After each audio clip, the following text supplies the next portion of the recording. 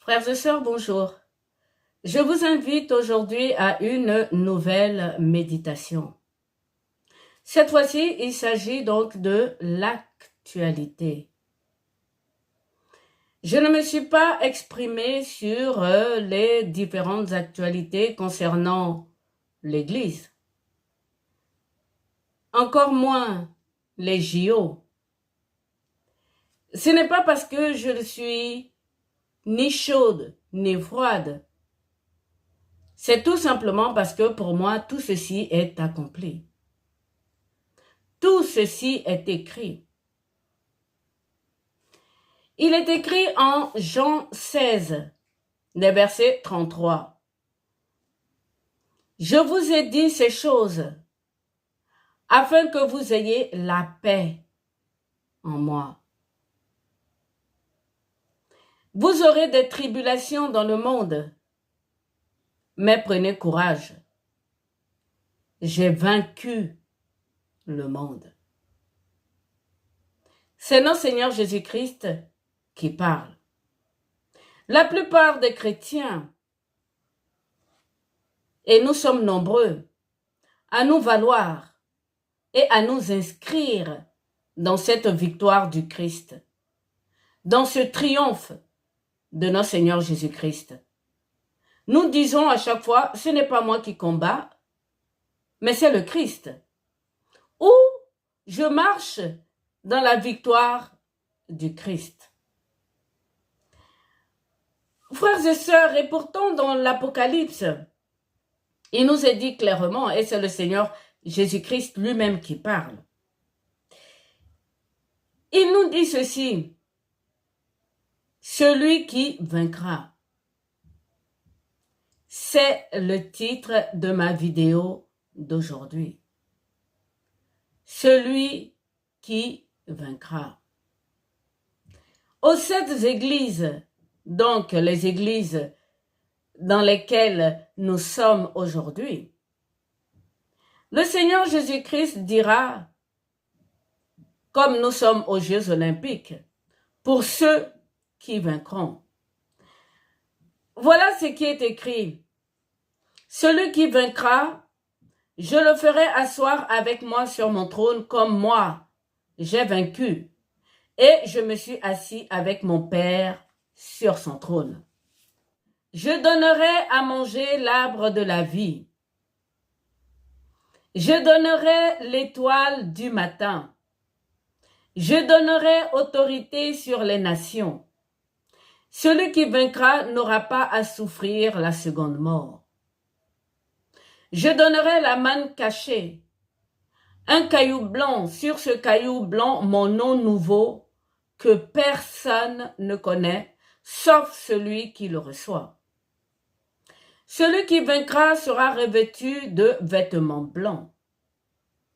Celui qui vaincra, je ferai de lui une colonne dans le temple de mon Dieu. J'écrirai le nom de Dieu et de la Jérusalem céleste. Frères et sœurs, voici les couronnes que donne notre Seigneur Jésus-Christ à ceux qui vaincront. Alors, quelle victoire sommes-nous appelés à remporter? Dans 1 Jean 5, les versets 4-5, il est dit ceci. Parce que tout ce qui est né de Dieu triomphe du monde. Et la victoire qui triomphe du monde, c'est notre foi. Frères et sœurs, notre foi. Et quelle est cette foi? Que Jésus-Christ est le Fils du Dieu vivant. Il est venu dans la chair. Il nous a rachetés avec son sang. Il a vaincu. Il est ressuscité d'entre les morts. Il a tout accompli. Si tout est déjà accompli, frères et sœurs, pourquoi, ou du moins comment, aujourd'hui avec ces actualités dans l'Église, vous qui me suivez, vous vous mettez à tremblez. Vous vous mettez en colère, comme si vous étiez surpris. Est-ce que tout ce qui arrive aujourd'hui dans l'actualité, que ce soit dans l'Église, que ce soit aux Jeux olympiques, que ce soit dans ce film qu'on appelle Les Survivantes, où on parle d'obscénité sur des enfants, tout cela, frères et sœurs, est écrit dans la Bible que vous avez en main. Revenons donc à ce que j'ai dit en premier. Jean 16, 33. Je vous ai dit ces choses. Le Seigneur les a dit. Afin que vous ayez la paix en moi. Il n'est écrit nullement, nulle part, que tout sera accompli par le Christ. Ce n'est pas non plus écrit que tout a été accompli par le Christ. C'est écrit, tout est accompli. Qu'est-ce que cela veut dire? Ça veut dire que l'actualité que nous vivons est déjà accomplie par le Christ. Si donc tout est accompli, pourquoi la surprise? Si donc tout est accompli, pourquoi la colère? C'est pour ça aujourd'hui, frères et sœurs, vous qui me suivez, je vais à contre-courant de tous ces mouvements, comme un saumon. Je vous invite à aller à contre-courant de tous ces mouvements. Pourquoi le saumon a une chair ferme? Parce que tout simplement, le saumon va à contre-courant. Il lutte pour aller à l'inverse du courant, donc il se muscle. Les temps actuels, frères et sœurs, nous sommes dans le temps des trompettes. 6e trompette, que nous appelons le temps des louanges. Nous sommes dans le temps de Philadelphie, 6e église, qui est temps du réveil. Nous sommes également dans le temps de la tentation annoncée à cette même église de Philadelphie, qui vient sur le monde entier, sur toute la terre. Pas sur quelques-uns, sur tous. Ce temps, c'est le temps de la soif de la parole de Dieu. Plus le temps avance, plus la soif de la parole de Dieu se fait sentir. Nous sommes donc dans ces temps où le dragon règne. Mais je vous rassure tout de suite, il est sous le contrôle de Dieu. Il fait le dessein de Dieu. Le dessein dans lequel nous tous, nous participons. L'attaque de notre adversaire, je vous l'ai dit pour ceux qui me suivent, c'est une question tout simplement de sexe. C'est à voir avec Ève. La beauté de Ève, je ferme la parenthèse. Que veut dire drag queen? Dans drag, tu as dragon. Dans queen, tu as reine.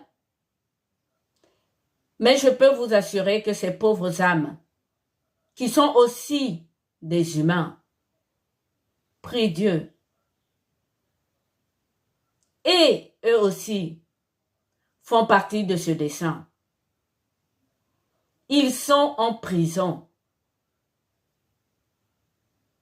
Je ne cesserai de le dire. Ils sont en prison. Voici donc les différentes attaques de notre adversaire. La première, ça a été tout simplement la chute de Adam et Ève. Tout ça à cause de Ève. La deuxième étape, ça a été la beauté masculine. Pouvoir aux hommes que nous connaissons aujourd'hui dans le monde. J'en ai parlé, moi, dans l'Apocalypse. Il y a eu la guerre des images. Et oui, les lumières. C'est comme ça qu'ils appelaient. Et la troisième étape, c'est les drag queens. C'est-à-dire que l'être humain est bi. C'est-à-dire ni homme, ni femme, ou femme et homme. Nos frères juifs disent ceci, que le démon apparaît dans le monde lorsque un homme et une femme enfantent dans le péché. Il n'y a pas de connivence, de connotation, de ressemblance entre un homme et une femme. Le fait que aujourd'hui nous soyons dans les Jeux olympiques, nous aussi nous devons courir une victoire, vous le savez. Et moi, ma victoire, ma course, c'est d'aller à contre-courant de tout cela. Je rentre donc dans les différentes actualités qui se sont passées. L'accusation d'apostasie du pape François, je ne m'inscris pas là-dedans. Je vais à contre-courant. Ils sont en train de salir les saints. Le fondateur d'Emmaüs, Sainte Teresa ou Mère Teresa, tous les deux aujourd'hui sont attaqués par l'actualité. L'un est accusé d'abus sexuels sur les femmes, Mère Teresa de assoiffée d'argent et de pouvoir, qui, selon certaines sources, aurait dit sur son lit de mort, tout ceci est faux. Frères et sœurs, je nage à contre-courant. Aujourd'hui, la colère des chrétiens contre la scène des drag queens, la beauté masculine. À défaut d'avoir Ève, ils transforment les hommes en Ève. Je vais à contre-courant. Je ne suis pas surprise, ni choquée, tout simplement parce que tout ceci était écrit et que le Christ a tout accompli. Il y a autre chose qui se prépare, frères et sœurs, et je ne suis pas prophète, pas besoin. C'est une sorte d'unité de tous les croyants contre la politique. Je vous le dis, je marche, je nage à contre-courant de tout ça. Toutes ces divisions qui aujourd'hui secouent l'actualité, frères et sœurs, ils ont tous été accomplis dans le Christ. Je continue. La bénédiction des homosexuels, quel remous dans l'Église catholique. Moi, votre servante, je nage à contre-courant. Il est écrit dans Malachie, ceci, si vous n'écoutez pas et si vous ne prenez pas à cœur de donner gloire à mon nom, dit l'Éternel des armées, J'enverrai parmi vous la malédiction et je maudirai vos bénédictions. Et même je les ai maudites parce que vous ne le prenez pas à cœur. C'est écrit. Et même je les ai maudites parce que vous ne les prenez pas à cœur. Lorsque le pape a dit qu'il allait bénir les homosexuels, il y a eu du remous dans l'Église catholique. Tout avait été accompli par le Christ et tout est écrit. Les blessures du Christ. Pourquoi enlevez-vous les homosexuels? C'est une abomination de la loi. Et le Christ a porté ça dans sa chair.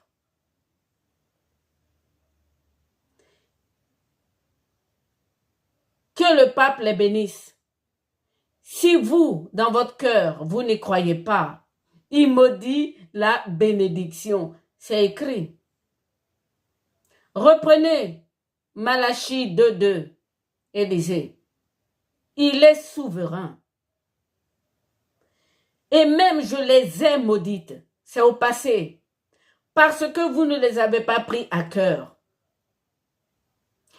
Maintenant, je continue.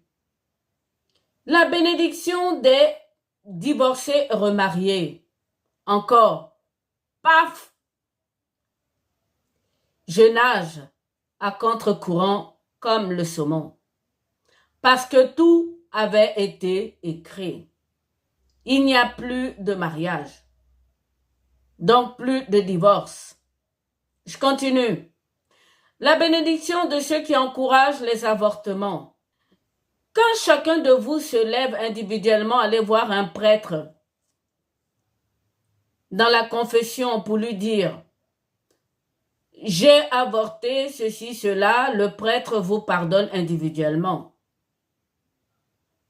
Mais lorsque le pape se lève pour dire qu'on peut donner la communion aux hommes politiques, vous dites non. Et vous vous mettez en colère. Je vais à contre-courant. Parce que tout ceci est accompli. Je ne suis pas en train de dire tout ceci sera accompli lorsque le Seigneur va venir. Je ne suis pas en train de dire tout ceci a déjà été accompli. Non. Il est écrit, tout est accompli dans l'actuel, dans le présent. Tout cela fait partie du dessein bienveillant de Dieu. La parole de Dieu, frères et sœurs, est annoncée, adressée aux sages et non aux intelligents. Et oui,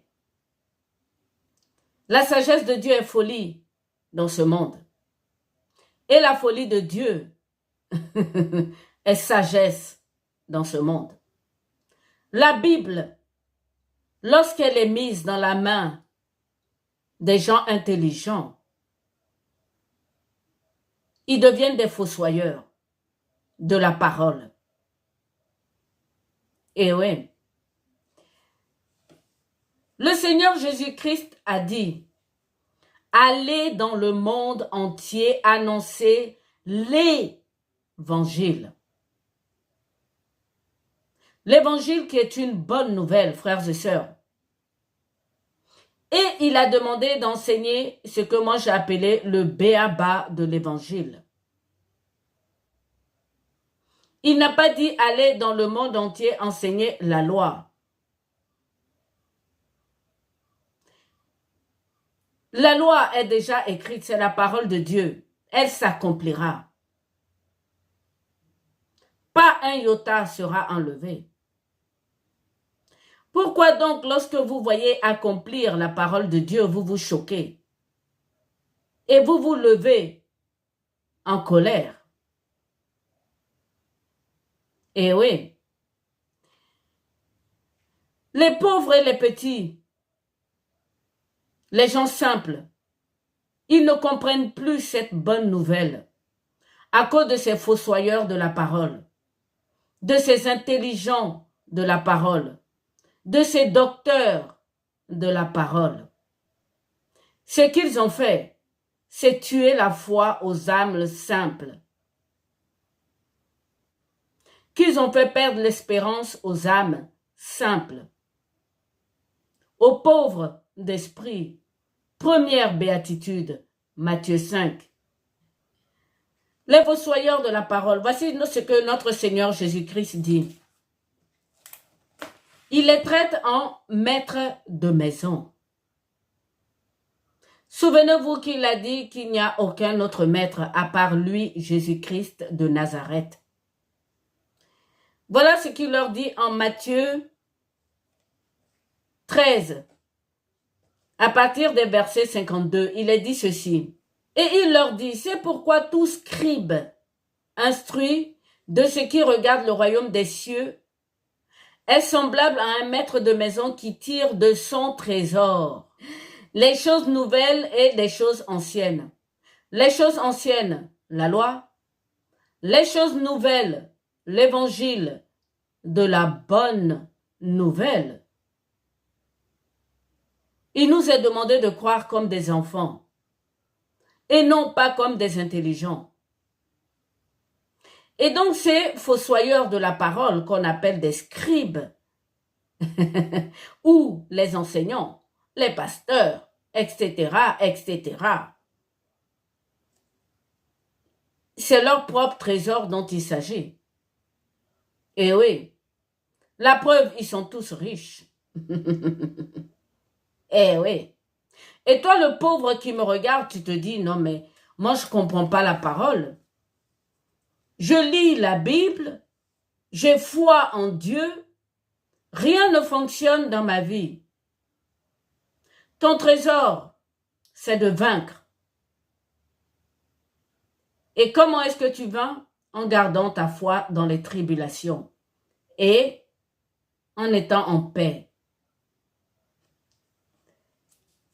Nous ne sommes pas tous des scribes, des pharisiens. C'est pour cela que moi j'invite à la méditation. Et oui, je ne suis pas enseignante. Si je parle aujourd'hui, c'est parce que j'ai trop souffert que j'ai parlé. Je n'enseigne à personne, mais je vous demande juste de méditer sur ce qui se passe. Et aujourd'hui, avec l'actualité, il est bon qu'on se rappelle que Dieu, le Christ, qui a déjà tout accompli, réserve des médailles aussi à ceux qui vaincront. Et nous, notre victoire, notre triomphe, c'est la foi. Et la foi, c'est dans les tribulations qu'on l'amène, dans la paix. Je continue. Il est dit en Matthieu 24, les versets 26. Donc, je continue. Je suis en Matthieu. C'est vraiment intéressant. Après ça, je ferai le béaba de l'enseignement de Jésus. Celui du pardon. Et oui, je vous le dis, ces fossoyeurs ont encore mis dans la tête de certains que lorsqu'on pardonne, on allume le feu sur la tête de l'adversaire. Alors que l'évangile dit de pardonner pour que eux aussi reçoivent miséricorde. Voilà la différence entre la sagesse de Dieu et les scribes, les fossoyeurs de la parole, comme je les appelle. Et aujourd'hui, ils vont s'insurger parce que les drag queens, qui sont aussi en prison, enfants de Dieu, qui participent, et oui, au dessein bienveillant de Dieu, ils vont allumer de la colère. Je continue. Voici donc ce qui est écrit. Si donc on vous dit, voici il est dans le désert, n'y allez pas. Voici, il est dans les chambres, ne le croyez pas. Eh oui, on les entend, hein. Le Seigneur est ici, il est ici, Jésus-Christ est ici. Non, il n'est pas là, c'est écrit. Pourquoi? Parce qu'il viendra comme un éclair. Il y aura les trompettes. Je vous le dis, je nage à contre-courant de tout ça. Chaque jour suffit sa peine, dit le Seigneur. Je suis très chaude et je ne suis pas froide. La preuve, je vous incite à la méditation personnelle. Dieu le Père est invisible, il est dans le secret. Dieu le Fils, impossible qu'il soit dans le secret. S'il arrive, ce sera comme un éclair. Continuons donc. Il faut que l'Antéchrist apparaisse. Cet homme de l'apostasie qui doit arriver, c'est écrit aussi dans la Bible, tiens. Je prends Matthieu 24. J'y suis, donc. Il est écrit ceci. Alors aussi plusieurs succomberont, et ils se trahiront, se haïront les uns les autres. Plusieurs faux prophètes se lèveront, et ils séduiront beaucoup de gens. Eh oui, ne vous laissez pas séduire. Restez dans la paix. Le Christ a vaincu. Si vous voulez marcher dans le triomphe du Christ, c'est de garder la paix dans le Christ. Aucun homme, frères et sœurs, aucun homme ne peut empêcher le dessein de Dieu. Cet homme impie, quel que soit l'enseignement qu'ils vont vous donner, ils ne peuvent pas l'empêcher. Ni les scribes, ni les faux prophètes qui vous séduisent par des propos insensés, qui vous remplissent de confusion, qui prennent les victimes pour les bourreaux et les bourreaux pour les victimes, qui font en sorte que les petits et les pauvres se désespèrent. Ceux-là, frères et sœurs, sont les fossoyeurs de la parole. Ils n'empêcheront pas l'homme impie de s'installer. Alors donc, frères et sœurs, pourquoi la colère? Pourquoi les divisions? Pourquoi les souffrances? Comme s'il s'agissait d'une surprise. Je vous le dis, la parole ne dit-elle pas que les chrétiens ne doivent pas être surpris de ces choses? Comment est-ce qu'un chrétien peut-il être surpris de ces choses, alors que tout est écrit déjà? Voilà ce que disait Pierre dans 1 Pierre 4, les versets 12. Mes bien-aimés, ne trouvez pas étrange d'être dans la fournaise de l'épreuve, comme s'il vous arrivait quelque chose d'extraordinaire. Et non, pas de surprise en ce qui concerne les chrétiens. Paul le dira, Jean le dira, tout est déjà écrit. Réjouissez-vous au contraire de la part que vous avez aux souffrances du Christ, afin que vous soyez dans la joie et dans l'allégresse lorsque sa gloire apparaîtra. Si vous êtes outragés pour le nom du Christ, vous êtes heureux, parce que l'Esprit de gloire, l'Esprit de Dieu repose sur vous. Je vous le dis, mes frères, mes sœurs, je nage à contre-courant. Les chrétiens surpris, des chrétiens choqués, des chrétiens en colère, ce sont des chrétiens que l'adversaire a eus. Et oui, nous savons ce que provoque la colère. Dieu est la colère. Et Dieu ne fait exception de personne. Allons donc dans 2 Timothée 3, les versets 5. Il est dit ceci. On va prendre tout de Timothée 3.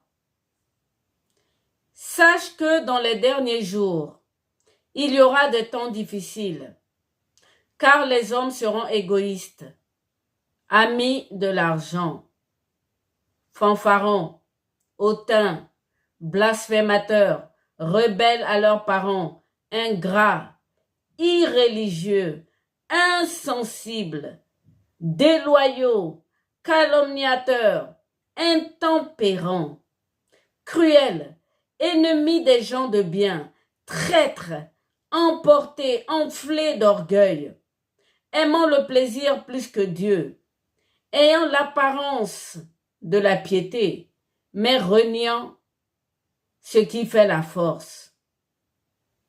Éloignez-vous de ces gens-là. Qu'est-ce qui fait la force de la piété? N'est-ce pas la paix? N'est-ce pas la confiance en Dieu? La confiance au dessein bienveillant de Dieu. Un homme pieux, c'est un homme en paix. As-tu la foi, mon frère, ma sœur, pour reconnaître que le Christ avait vu tout cela, qu'il avait vu tous ces apostasies et qu'il les a accomplis?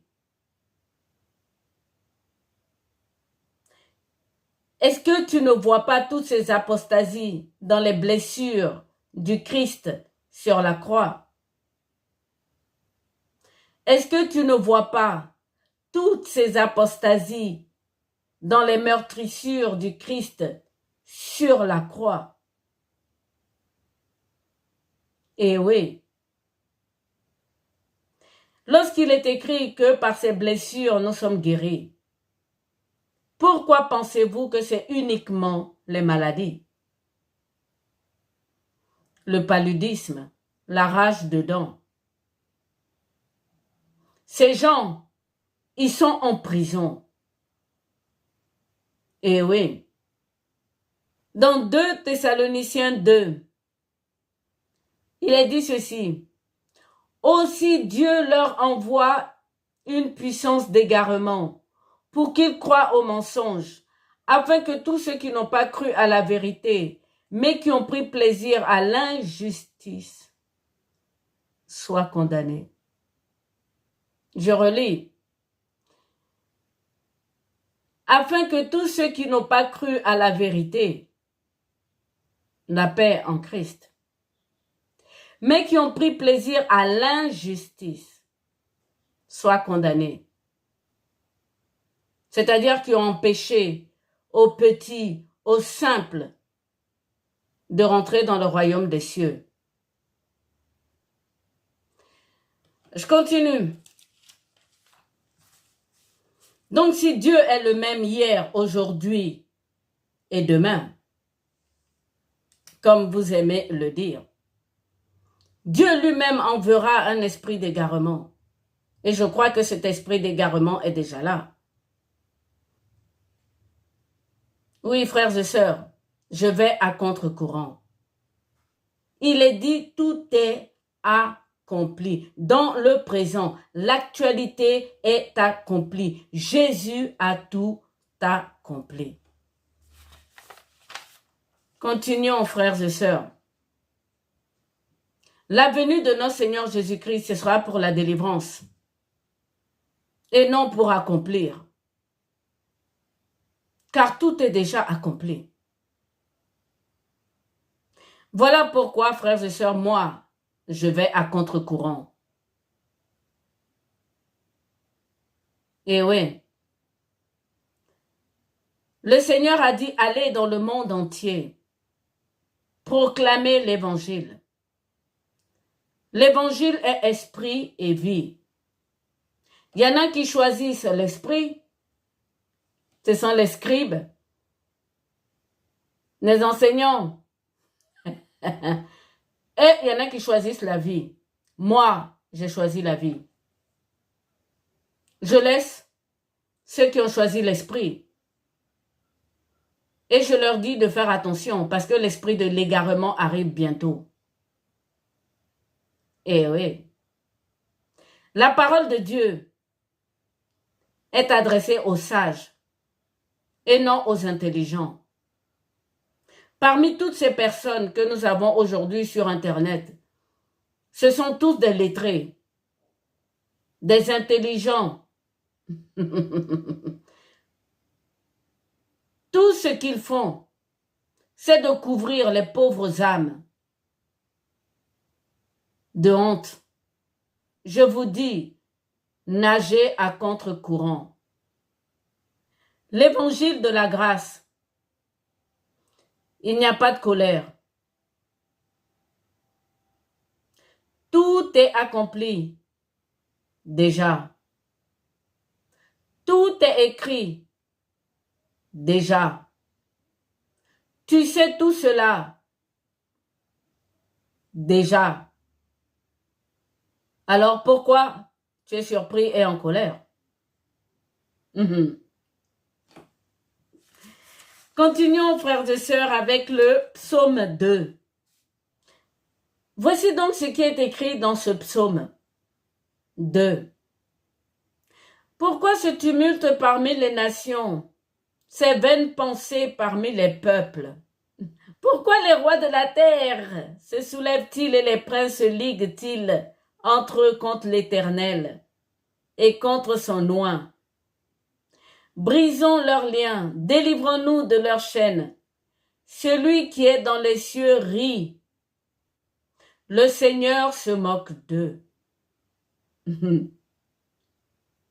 Quand j'entends les gens dire ils se moquent du Seigneur, non, mon frère, ma sœur, c'est le Seigneur qui se moque d'eux. C'est l'inverse. Nage à contre-courant. Dans le psaume 2, c'est le Seigneur qui se moque d'eux. Ce n'est pas eux qui se moquent du Seigneur. Continuons. Il est écrit dans Ecclésiaste. Dans Ecclésiaste 10, un peu de folie l'emporte sur la sagesse et sur la gloire. C'est ce qui se passe aujourd'hui. Je continue. 6, verset 6, donc Ecclésiaste 10, verset 6. La folie occupe des postes très élevés et des riches sont assis dans l'abaissement. Et oui, qui sont les riches? Les fils de Dieu, ceux qui ont la foi, qui sont dans l'abaissement, dans la pauvreté, dans la faim, dans la soif, dans la nudité. Les riches sont dans l'abaissement. Vous ne les entendez même pas. Je continue. J'ai vu des esclaves sur des chevaux et des princes marcher sur la terre comme des esclaves. Eh oui, c'est nous, les princes et princesses de Dieu. Nous sommes à pied. Nous marchons comme des esclaves. Et eux, qui sont les esclaves, je vous le disais, ils sont en prison. Ils marchent sur des chevaux. Votre abaissement, frères et sœurs, notre abaissement, le rire moqueur de nos ennemis, c'est le choix bienveillant de Dieu, parce qu'il est la justice. Les esclaves du dragon sont les maîtres du monde. Je le relis. La folie occupe les postes très élevés. Ce n'est pas moi qui le dis, c'est Ecclésiaste. C'est écrit. On pense que ceux qui sont à des postes très élevés sont des... La sagesse de Dieu est folie dans ce monde. Et la folie de Dieu est sagesse dans ce monde. Dans Matthieu 24, les versets 10, ce qu'ils sont en train de faire, c'est que nous nous trahissons les uns les autres. Et oui, c'est ça le but du dragon. Un chrétien en colère, ce n'est pas eux qui se moquent de Dieu, mais c'est Dieu qui se rit d'eux. Ne succombez pas à la trahison des uns les autres. Nous sommes tout simplement dans le commencement des douleurs, frères et sœurs. Et c'est là où il va falloir vaincre. Ce n'est pas le moment de se mettre en colère. Ce n'est pas le moment d'être surpris. Ce n'est pas le moment de se trahir les uns les autres. C'est le moment de vaincre, de triompher par la foi. Je vous laisse méditer là-dessus. Dans le psaume 37, il est dit au verset 8 de laisser la colère. Dans Éphésiens 4, les versets 26 à 31, je vais vous le lire. Si vous vous mettez en colère, ne péchez point. Que le soleil ne se couche pas sur votre colère et ne donnez pas accès au diable. La colère, Dieu hait la colère. Il est dans la paix. Je continue avec Jacques. Dans Jacques 3, les versets 14-18, il est dit ceci. Lequel d'entre vous est sage et intelligent, qu'il montre ses œuvres par une bonne conduite avec douceur et sagesse. Mais si vous avez dans votre cœur un zèle amer et un esprit de dispute, ne vous glorifiez pas et ne mentez pas contre la vérité. Cette sagesse n'est point celle qui vient d'en haut, mais elle est terrestre, charnelle et démoniaque, diabolique. Car là où il y a un zèle amer et un esprit de dispute, il y a du désordre et toutes sortes de mauvaises actions.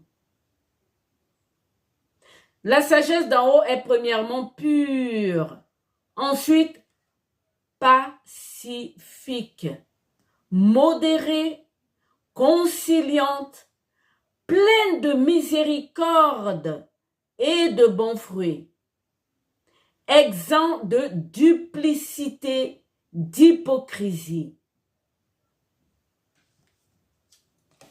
Le fruit de la justice est semé dans la paix par ceux qui recherchent la paix. Si vous voulez vaincre, si vous voulez remporter, il vous faut nager à contre-courant.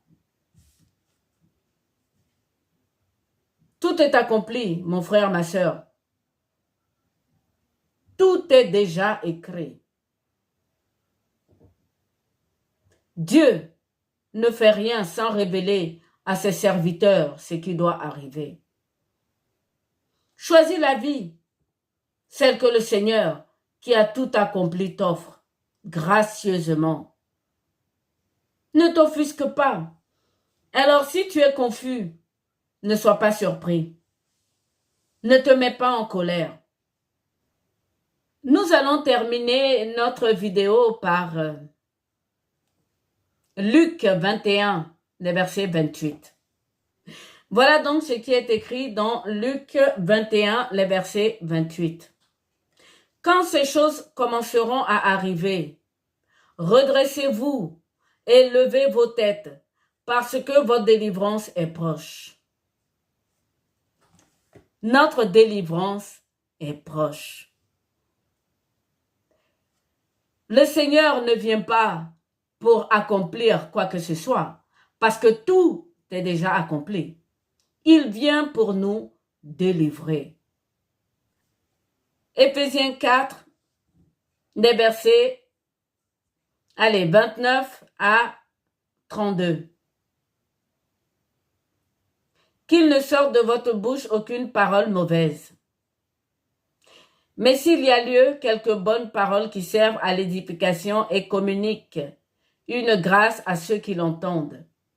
N'attristez pas le Saint-Esprit de Dieu, par lequel vous avez été scellés pour le jour de la rédemption.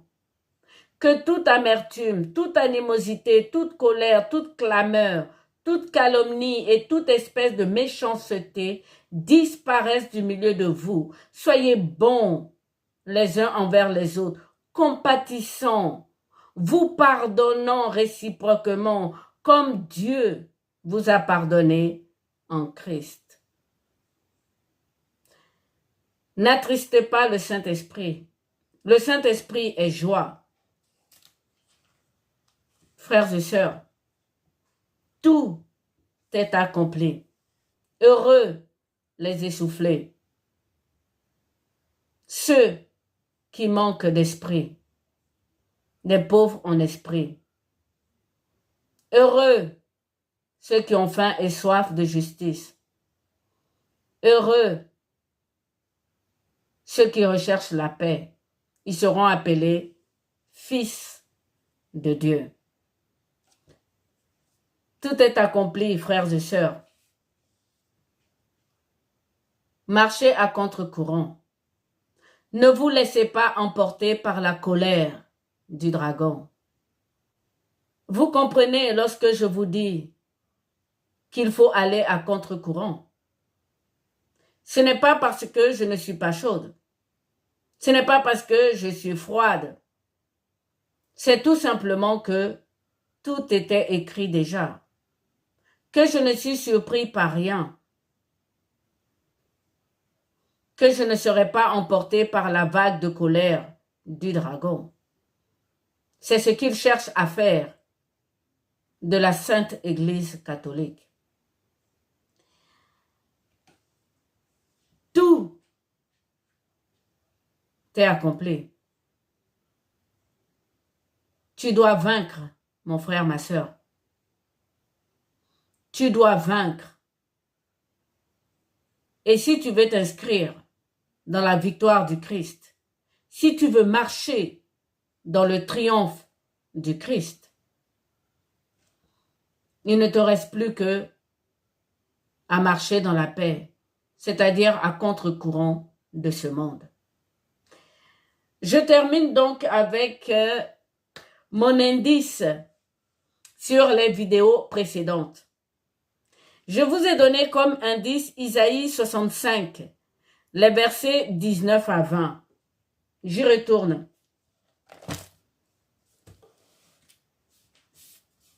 Il est écrit ceci. Je ferai de Jérusalem mon allégresse et de mon peuple ma joie. On n'y entendra plus le bruit des pleurs et le bruit des cris. Il n'y aura plus ni enfants ni vieillards qui n'accomplissent leur jour. Car celui qui mourra à 100 ans sera jeune. Et le pécheur âgé de 100 ans sera maudit. La miséricorde de Dieu, c'est jusqu'à 100 ans. La patience de Dieu pour les pécheurs, c'est jusqu'à 100 ans. Vous qui me regardez, qui dites « Ah, mais pour moi, il est trop tard. J'ai trop péché. Je ne peux plus revenir à Dieu. » Je t'invite à lire Isaïe. Dieu dit ceci. Il n'y aura plus ni enfants, ni vieillards qui n'accomplissent leur jour. Car celui qui mourra à 100 ans sera jeune. Tu l'entends, mon frère, ma sœur? Et le pécheur âgé de 100 ans sera maudit. Qui d'entre vous me regarde et qui a 100 ans? Aucun de vous. Convertissez-vous. Croyez à la bonne nouvelle. Choisissez la vie. Courons à contre-courant de ce monde et de tous ces cris. L'actualité, frères et sœurs, est accomplie. Jésus-Christ l'a déjà accompli. Lorsqu'il reviendra, ce ne serait pas pour accomplir ou pour régler un quelconque compte à quelqu'un. Dieu a tellement aimé le monde qu'il a donné son Fils unique afin que quiconque croit en lui ait la vie éternelle. Il n'est pas venu pour juger le monde. Il est venu pour accomplir. Je le répète, l'actualité est déjà accomplie. Nagez à contre-courant. Frères et sœurs, pour vaincre, tout ce qui est né de Dieu triomphe déjà du monde. Et donc pour vaincre, comme il est écrit dans Jean 16, verset 33, « Je vous ai dit ces choses, afin que vous ayez la paix en moi. » Le combat qu'il t'est demandé, c'est de garder la paix et la foi.